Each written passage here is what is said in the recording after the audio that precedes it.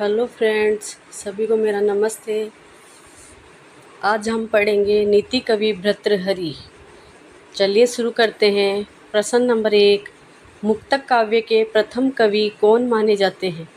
तो मुक्तक काव्य के प्रथम कवि माने जाते हैं भर्तृहरि।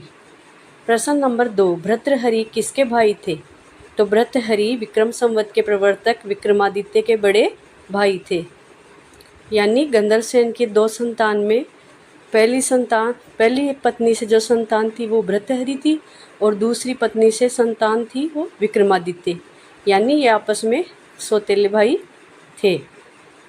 प्रश्न नंबर 3, भर्तृहरि के गुरु कौन थे? तो इनके गुरु थे गोरखनाथ और बौद्ध मत में इनके गुरु माने जाएंगे वसुरात। प्रश्न नंबर 4, भर्तृहरि को किस संप्रदाय का उपासक माना जाता है? तो ये वेदांत या वेदांतिक धर्म के उपासक थे। प्रश्न नंबर 5, भर्तृहरि का समय क्या माना जाता है? तो इनका समय लगभग 57 ईस्वी पूर्व या 575 से 650 ईस्वी के आसपास माना जाता है। प्रश्न नंबर 6, भर्तृहरि की भाषा शैली कैसी थी? तो इनकी भाषा शैली वैदर्भी रीति, प्रसाद गुण और माधुर्य गुण युक्त थी। प्रश्न नंबर 7, भर्तृहरि की प्रिय छंद कौन सी थी? भर्तृहरि के प्रिय छंद कौन से थे? शार्दूल, विक्रीडित और शिखरिणी। शार्दूल, विक्रीडित और शिखरिणी इनके प्रिय छंद थे। प्रश्न नंबर 8, भर्तृहरि की प्रमुख रचनाएं कौन सी है? तो इनकी प्रमुख रचनाएं मुक्तक काव्य, शतक त्रय जिनको बोलते हैं, नीति शतक, श्रृंगार शतक, वैराग्य शतक। नीति शतक में 111 श्लोक, श्रृंगार शतक में 103 श्लोक और वैराग्य शतक में भी 111 श्लोक। प्रश्न नंबर 9, नीति शतक में कुल कितने श्लोक हैं? तो 111 श्लोक। प्रश्न नंबर 10, नीति शतक किस विधा का ग्रंथ है? तो ये मुक्तक काव्य है। भर्तृहरि को इतिहास के आधार पर क्या कहा जाता है? तो इन्हें कहा जाता है योगी या सन्यासी। प्रश्न नंबर 12, भर्तृहरि के पिता कौन थे? तो इनके पिता थे गंधर्वसेन, मालवा के क्षत्रिय।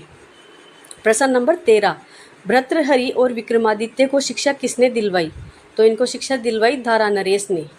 प्रश्न नंबर 14, भर्तृहरि ने राजधानी कहाँ से कहाँ स्थानांतरित की?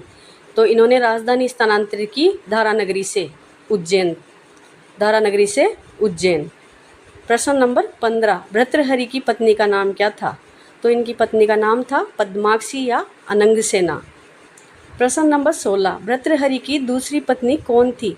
तो इनकी दूसरी पत्नी थी पिंगला। प्रश्न नंबर 17, भर्तृहरि के काव्य की विशेषता क्या है? तो इनके 100 श्लोकों के 3 संग्रह प्रसिद्ध है। प्रश्न नंबर 18, श्रृंगार शतक की विशेषता क्या है? तो श्रृंगार शतक में यौवन और प्रेम का वर्णन है, यौवनोल्लास का उद्गार है। प्रश्न नंबर 19, नीति शतक की विशेषता क्या है?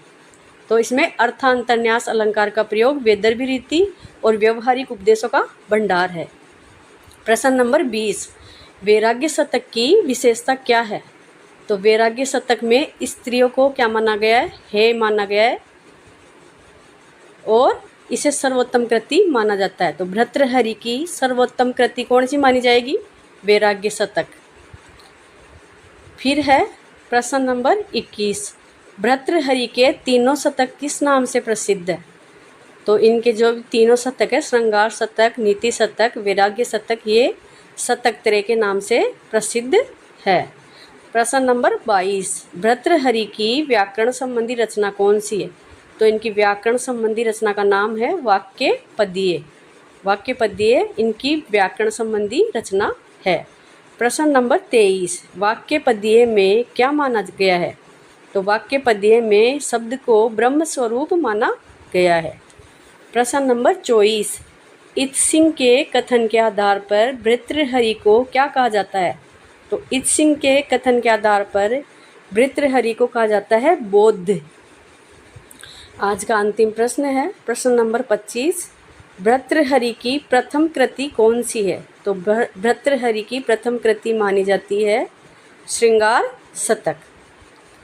तो फ्रेंड्स, मिलते हैं नेक्स्ट वीडियो में।